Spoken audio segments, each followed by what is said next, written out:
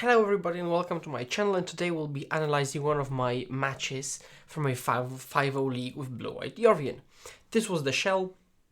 Now, I think kind of stock-ish for a Yorion deck, if you can consider Yorion deck a stock deck.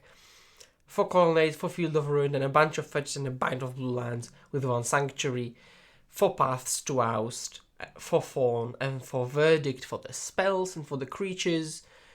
Wall of Omens, Skyclave, Clique, Teferi, Kitchen Finks, Resto, to Jace, my addition, 4 Venser, 3 Venser into Yorion. Deck operates very well, was very fun to play, a lot of tricky interactions, and yeah, I want to watch a match with you. So, see you in the replay. Okay, match 1, I mean, there's only one match, but game 1 of the replay. That was the hand. So, I don't know if you remember my thought process there, but in the match, I said that I'm going to keep this hand based on a very, let's say, cohesive thought process relating to my previous matches, and that was that this deck operates heavily on 3 drops. It doesn't really operate on 1 and 2 drops, so mulliganing into those is a futile attempt, basically. So if your hand contains only 3 drops upwards, it's kind of a keep, because again, the deck doesn't contain the proper number of 1s and 2s, especially that like some of the 2s, like Omen of the Sea, don't affect the game anyway.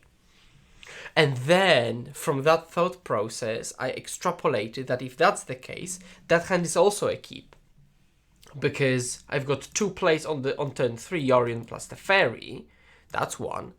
2, after the Teferi, I've got turn 2 draw step, turn 3 draw step, turn 4 draw step, and the draw from Teferi. So I've got 4 draws into another spell, which now can be another 3 drop or 4 drop, or just any spell whatsoever.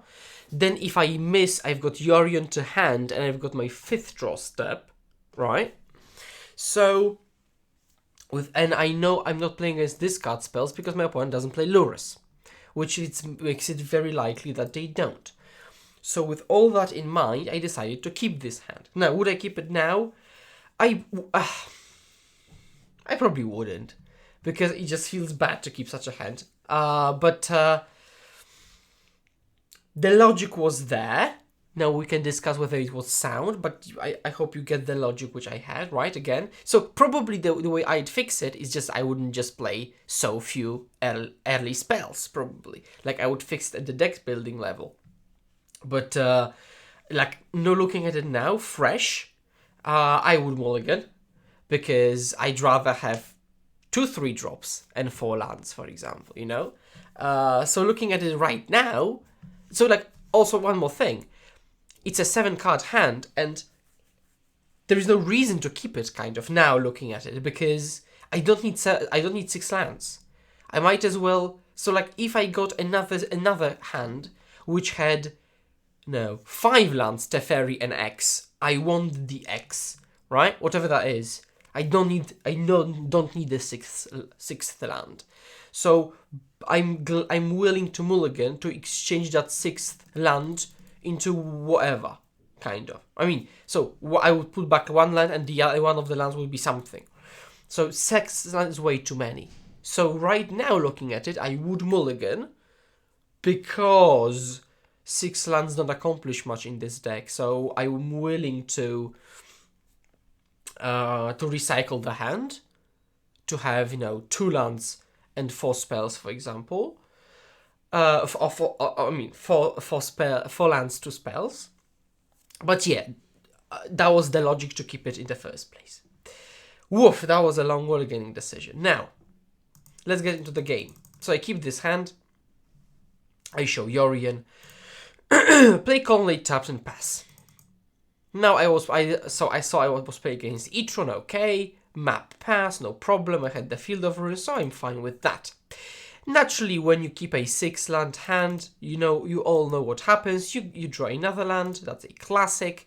I play the worst fetch in the deck and pass, which would become a Hallowed Fountain. They play Chalice on 1, I fetch out a land and untap. Now, worth noting that Chalice on 1 is very weak against us, so basically for now my opponent has played 2 cards which don't accomplish much, so that's good because we've played 2 cards which don't accomplish anything, purely lands.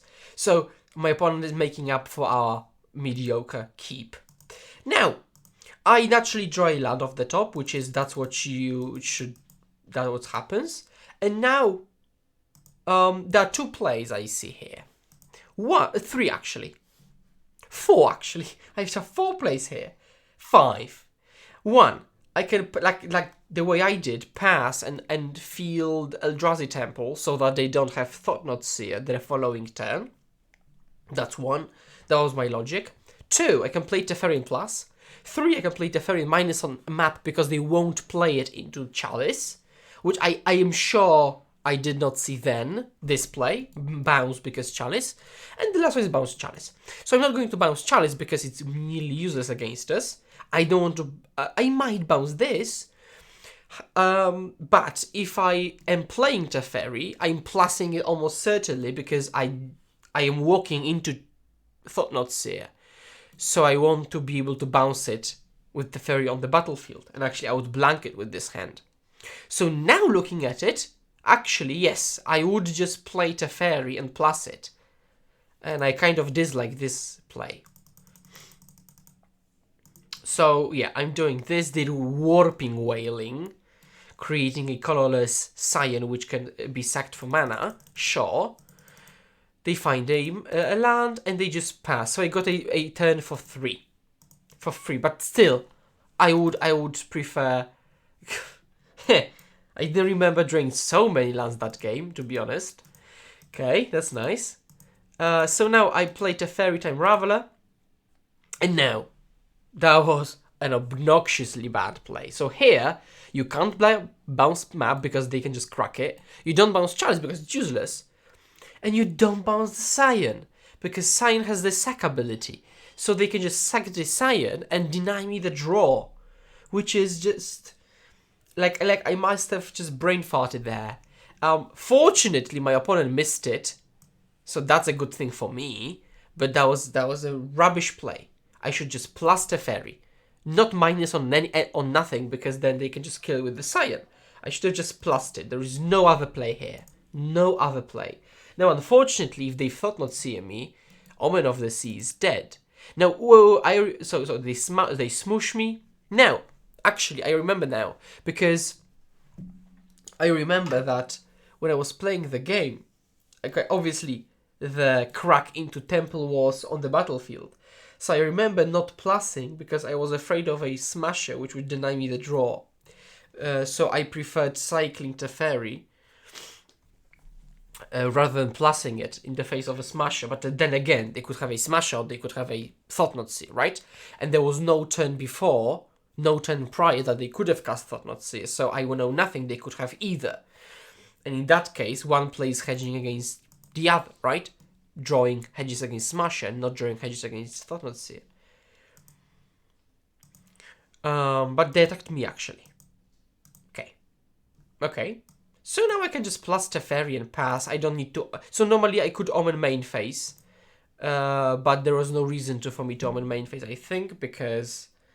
there was no 3-drop I think I would like to play realistically. Maybe Finks, but I don't think so. But I decided that because I have 5 mana, I can go Omen into Yorion. That's way more mana efficient.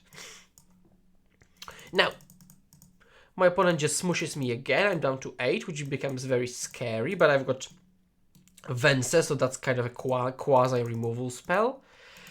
The opponent follows it up with a Ballista and an Eldrazi Reshaper. So we know I don't care about... Nobody cares ever about Eldrazi Reshaper. So that's a thing. Now, we untap, we take a draw.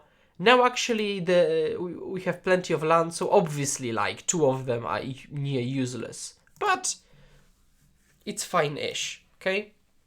Now we draw a Path to Exile. Now it gets very interesting. So Path to Exile gets counted, obviously. But the Venser can bounce such a Chalice, right? So we got exactly 5 mana, so I could go Venser, bounce Chalice, block, push a path, for example, right? Obviously, plusing Teferi first. So, and then also there's also something worth considering. I can Venser and not block, so that I can got Venser blink or Yorion blink later. So they go to attacks. Now I go Venser, bounce Chalice, declare blocks. Kill this one. Declare blocks. Now they will pump up Ballista. I mean, I assume that was the case, but then Venser has done its job, really. Yeah. So that was a very good turn for me, I think. Now, Teferi, like without Verdict, if I had a Verdict in hand, I think I would gladly plus it, but I think here it's a minus turn. Yeah, very good. I thought so. However, you could also minus on Omen of the Sea, because you're probably Restoration Angeling this turn anyway, so that's a clean block for me. So I think I'd rather, honestly, bounce Omen and get some more traction going. Now I've got 4 mana plus 3 mana, so it's Resto Force plus Resto Omen. As you can see, I'm trying to maximize the efficiency. Ox also does one more thing, which one can do. Field of Ruining one of the lands to deny them a mana. They're playing a map, which that's fine, doesn't change much. Now they play another Chalice on one, probably, if I remember correctly. Now, there's the question, do you fawn it? Do you not fawn and play Resto, or do you not fawn and just play Omen of the Sea? And I think that's also something very interesting. I think I opted for Omen, and now at least I would do that. Oh, I don't. Oh, actually, no, that's rubbish, obviously. In the context of this hand, with Yorion in hand, no reason to pop it, because I can play Resto and play Yorion now. Actually, yeah, absolutely. So, because they're so high on life total, I'm not considering playing Colonnade, attacking with the Colonnade. Now I'm attacking with the Restoration Angel, and I think I'm playing Yorion, holding again Fond mana up. So I'm really I really don't want them to resolve like a card, a Great Creator. Now blinking to permanents, they return. I am blinking Yorion again, so basically I've established a Yorion Resto loop. And I just take Teferi. I think Teferi is very useful because it can just a removal spell which stays on the battlefield and gets rid of like this problematic permanence. Now with the Fawn in hand, they're dismembering my Yorion, I fond the dismember, because even if they play card the Great Creator, I don't think I'm really scared of anything with the Teferi and the Yorion. But Yorion has this kind of loop with Resto established, so I really want to keep that. Chalice on 2, doesn't matter. Again, doing some stuff. I decided to keep things just to bump my life total, because I don't want to get caught off guard by kind of a smasher. So while Finks is a bad card, I do want it so that I've got this life bump. Now I play Kitchen Finks, and I've got all the mana in the world to play all of the spells I've got, plus the Teferi, which is something I probably shouldn't have done. I should have minused it. Now I remember that was a mistake I made. I should have minused it, because then Yorion is coming back and blinking stuff. So I just missed a draw, basically, which I didn't remember. Okay. Now, my opponent played Expedition Map into the Chalice and conceded. So that's a classic E-tron. So, I think it was like 4 mistakes on my part of this game, I think, including a very, very serious keep decision, and then something along the way. I think it was like 4-ish mistakes. You can actually know that you can point them out in the description box below if you want. And let's go to the next game. Okay, sideboarding. I did not sideboard at all this match, because there was nothing to side in. So I'm playing the same 80. Now this hand, think what you would do. Think. Funny. That's absolutely a keep, I think, because again the question is what if I mulligan this hand, what hand am I planning to keep? And there are no good tools for the matchup, like specifically for the matchup, right? So it's like Omen, Finks, Jace, I think just has to be a keep. Because I don't have generally good tools in the matchup. So, I draw a third thing, so that's not the best. They play Sorcerer Spyglass naming Jace. I don't care. They spend their whole turn to turn off this. It doesn't matter. Play a fetch, pass. No, they play what? Ballista on one. Doesn't matter. End step, let's play the Omen of the Sea and let's see what it tells us, shows us. So we see Wall and Skyclave. I think like both of them are very mediocre. So like you could keep both, you could not keep both or either. I think Skyclave is a keep because you just take away the Spyglass, you block Ballista and then you follow it up with Jace. So I would go Skyclave to hand and Wall of Omens not really. So that's exactly what I did. So let's just do that. As I said, they're dismembering my Skyclave, which is bizarre because it doesn't accomplish much. They thought not searing my Jace away, unfortunately. But now they've established actually some kind of attacking power. I really don't want to be mana efficient, so I will just probably play Finks. Because it's also a blocker. My opponent will attack, I take the damage, Hungerback Walker, doesn't matter. Land would be perfect, because I could go Wall Finks. Another 3-drop would be terrible. A 2-drop would be fine, so there are plenty of very good draws. That's kind of a 2-drop, but doesn't have to do much, right? So I have to decide between different things here. Different things, again, funny. So I opt to actually play Wall of Omens, and because I could still have top-decked a land off of the draw, and then I could play Finks, so there was this higher ceiling of the play. Now they play Smoosher, which is very, very annoying. Now I have to have proper blocks. So now I count, but I should be fine this turn. So let's just play Omen. Let's just see what I will be drawing. I feel in a path, so obviously I want the path. So let's take the path, and just I can do some kind of blocks which are safe-ish. Block here, because I'll probably be Yorioning it anyway. So actually I want it to be dead to gain a bit more life. Now we got 5 mana. I draw the 6th. So now I can... So what I can do here is play tapped land, Yorion, I can shock myself, play Yorion, and hold the path. Or I can go Finks. Now, I remember I didn't calculate it properly back there. But I thought, and I still think, that double Finks is the best play because it has the highest ceiling, because I go Finks. I got a bunch of blocks. It's difficult to go through 9 life +2/+2 and then +4 on the death. And then I can play Yorion, reset everything, and just go to town. The problem with that play was that I attacked with Finks, because I attacked with it, because I thought I would be Yorioning, but then I opted against it, and I was down a blocker because of that. Now, that was not something I played around then. My opponent just exiled my Wall of Omens.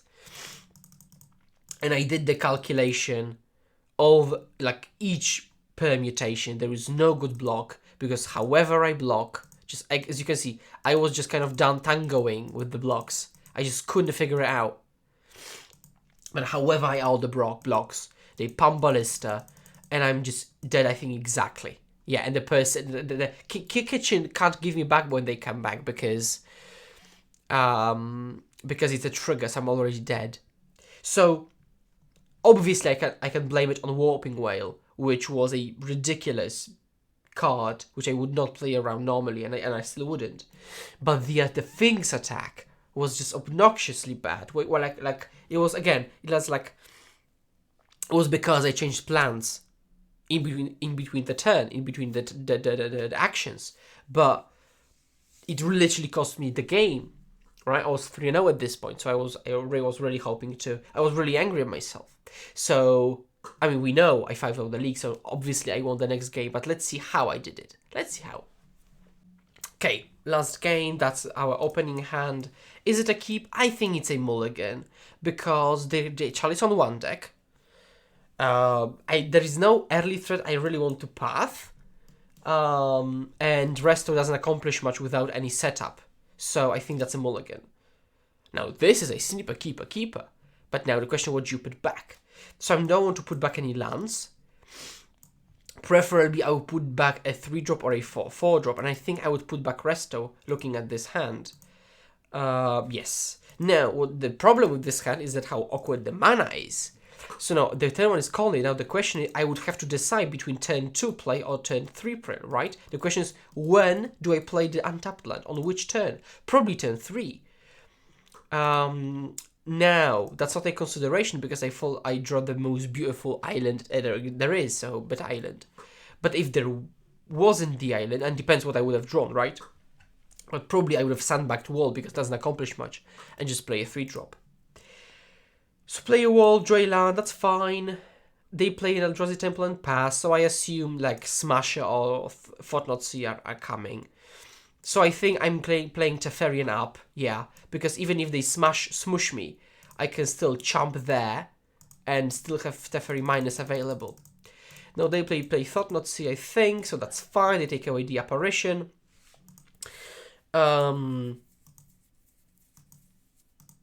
Now Supreme Verdict is nice, so I can just pass and just kind of hope they follow it up with a Smasher, so their best kind of draw.